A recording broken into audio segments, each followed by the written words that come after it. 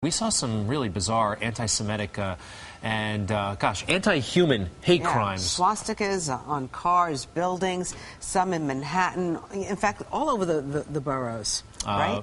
One that caught our attention in Midtown over the weekend, a number of swastikas were drawn on some Japanese establishments in Midtown. And do we have any video of any of this? No? All right. Well, anyway, Scott Stringer, the Manhattan Borough President, had something to say about it.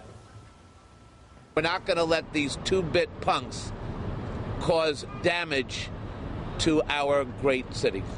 We're going to go get them. We're going to work with the NYPD. The Borough President of Manhattan, Scott Stringer, is here with us. Really, what can you do? We can raise public awareness.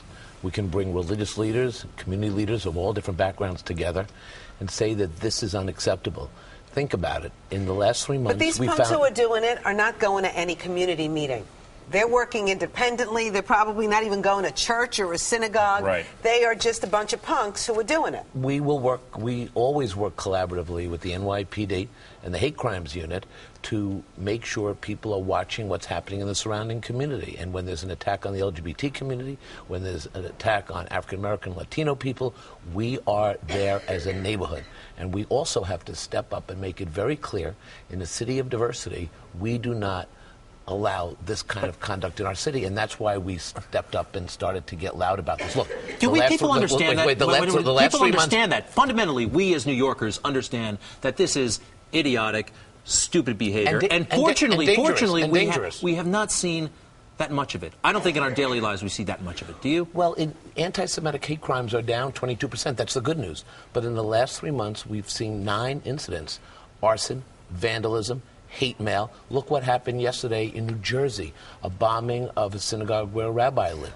We have to get out there on this issue. Why do you think we're hearing more about this in recent months? I mean, does it have anything to do with the economy? I mean, because it doesn't seem like there's anything in the news that would stir up some kind of hatred I think we have to look at what the investigations will show. In the meantime, a hate crime's a hate crime. And I'm less concerned about the motives and more concerned about apprehending the people who are causing this kind of damage. This is unacceptable in this city, and we have to stand up about it. And look, this kind of vandalism and this use of the swastika is so repugnant to society. Real quick, Mr. Stringer, we're looking at some of those burned out vehicles in Brooklyn. Now, we did hear the report yesterday that some of those vehicles that were burned, firebombed in November, might have been part of an insurance scam, right?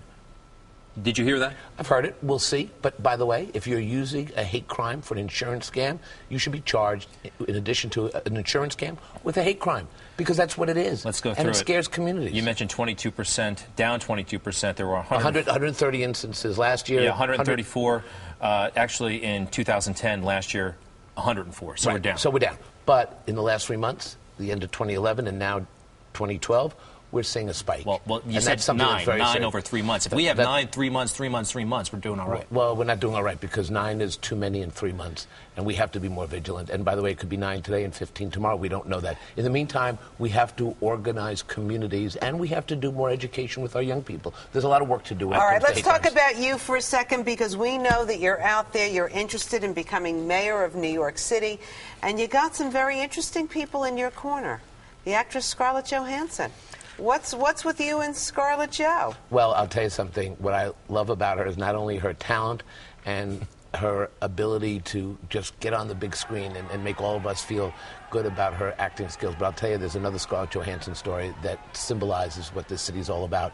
She's a born and bred New Yorker. She went to the public schools. She cares about this city, and I am so proud that in a campaign in 2013, she's going to be campaigning, walking the streets, getting involved. She cares about the issues. Her grandmother, right? You know her grandmother? Her grandmother and I worked decades ago, I hate to age myself, decades ago on affordable housing issues, the Mitchell-Lama housing program.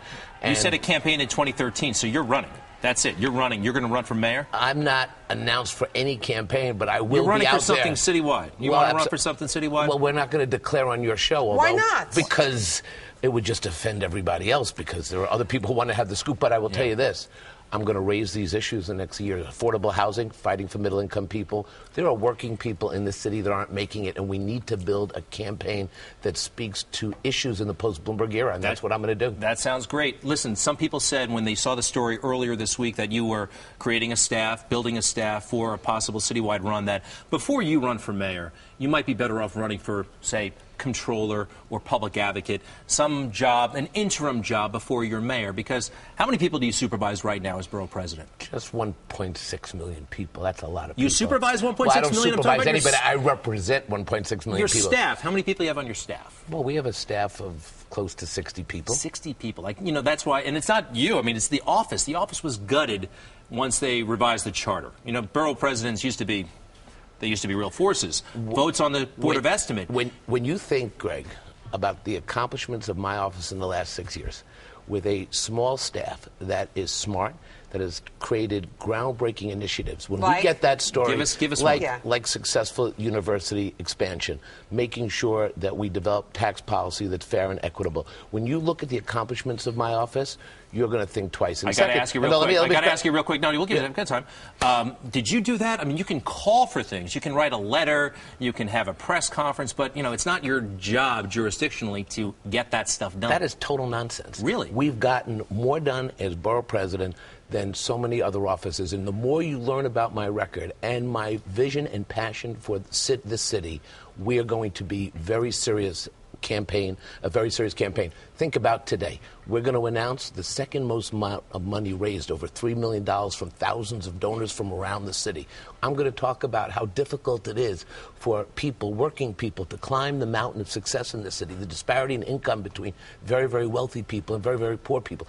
These are issues that I have championed, worked towards, and the more we get out there, and let me tell you something. Yeah. The race is not going to be won in 2012. The race is going to be won in 2013 by building a multiracial, intergenerational coalition of all 5 boroughs to speak to the very issues that worry New Yorkers. Look, there are some people making it very well. People at the top of the mountain who look up and see the blue sky.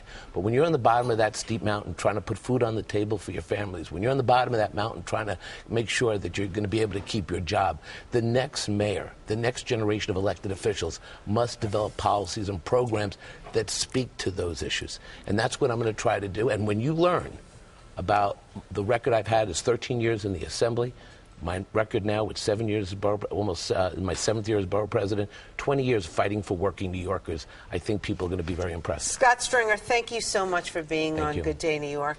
I think he's running. He's clearly running. He's clearly running. You might seems like a full-time job. I haven't announced for anything. I'm just going you might to do as well my. have. You might as well have. I'm just going to do my day job today. Okay. Right, well, you've honed your campaign speech. Well, that's good. Gentlemen, back to your corners. Yeah, that's good. Good day coming Good right to see you, back. sir. Thank you so much.